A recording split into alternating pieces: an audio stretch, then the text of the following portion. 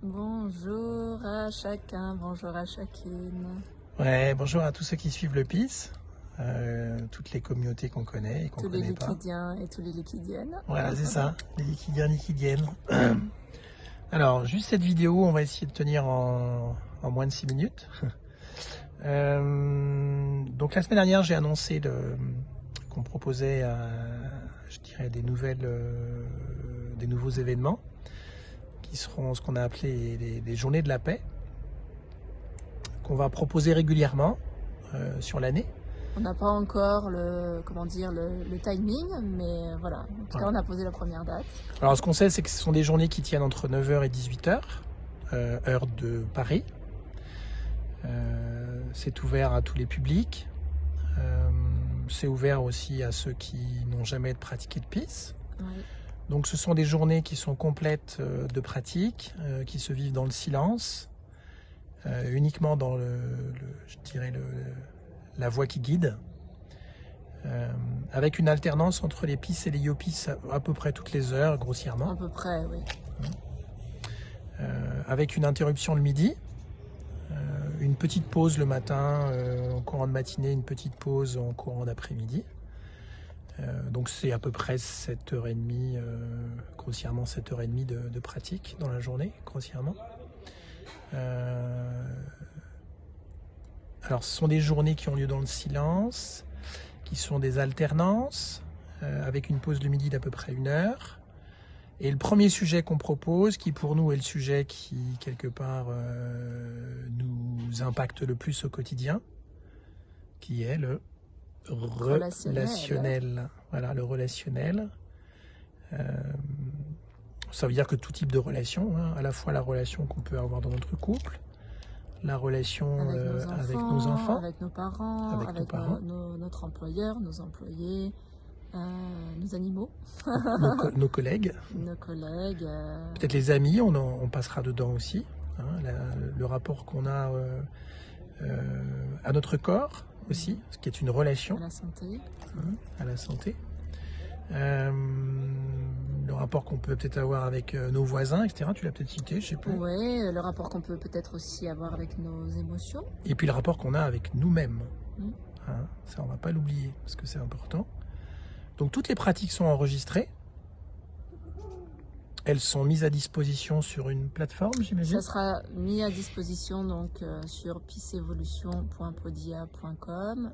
Vous retrouverez en fait les replays, vous pourrez les refaire par la suite chez vous par thématique, PIS, YOPIS, voilà. En fonction de ce qui est proposé. Donc c'est disponible sans limite. Et on vous proposera de pratiquer les dernières versions de PIS, qui sont des PIS en version intemporelle. À la fois verticale et horizontale. Horizontale parce que on s'est rendu compte qu'en fait les molécules d'eau nous maintenaient dans un espace temporel localisé, borné à notre naissance et à notre mort, et tout ce que l'on vit dans les bornes des molécules d'eau qui nous disent qu'en fait notre vie commence à notre naissance et se termine à notre mort physique, eh bien en fait installe une pression. On s'en est pas rendu compte tout de suite, mais installe une pression, je prends un exemple simple, face à nos désirs. Nos désirs doivent en fait se réaliser dans un espace qui est borné. Ça nous rend bornés aussi, sûrement. Aussi. Ouais. Ça doit nous rendre D'où bornés. l'expression être borné. Voilà. Hein. Et on se rend compte que finalement, avec ces nouvelles pratiques qui sont basées sur une dimension intemporelle et éternelle, eh bien, en fait, la pression n'existe plus. On n'a plus cette sensation de pression associée à la peur dont on doit se libérer, le désir qu'on doit réaliser, etc., etc.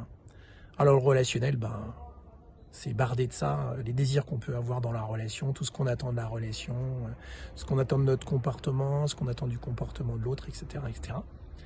Donc on va passer là-dedans et c'est assez étonnant de voir au quotidien l'impact que ça peut avoir dans notre rapport aux événements. Il y a une dimension qui est beaucoup plus une dimension de vastitude. Et on a un rapport au temps qui est très différent.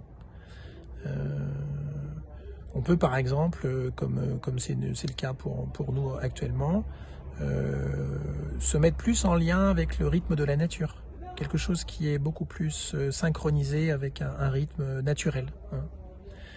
Voilà. Dans la dimension verticale, on va faire des liens entre la dimension humaine et la dimension de l'espace. Alors ça, pour l'instant, ça ne correspond à rien, mais par exemple, si je prends un exemple, si on a une peur dans la relation, eh bien on va percevoir à partir des mantras que l'on a actuellement qu'en fait cette peur, c'est une peur d'abord de l'espace. Hein. Et quand on va la réintégrer dans la peur humaine que l'on a, eh bien on va prendre conscience effectivement de quelque chose qui est beaucoup plus grand. Donc on a cette dimension de vastitude qui est très présente actuellement, à la fois spatiale et éternelle, et qui vont se combiner ensemble. Et c'est ça vraiment la grande force des nouvelles pratiques, et qui en plus sont basées sur des questions et des mantras. Donc ça c'est la grande nouveauté, c'est basé sur des questionnements, des mantras, et sur, je dirais, le lien avec la mémoire. Voilà. Donc on vous donne rendez-vous le 18 mars. Le 18 mars, oui, on se donne rendez-vous à 8h45. Voilà. Et puis on va terminer là-dessus parce qu'on est un peu à la bourre au niveau du timing. Voilà. On vous embrasse. À très vite. À très vite.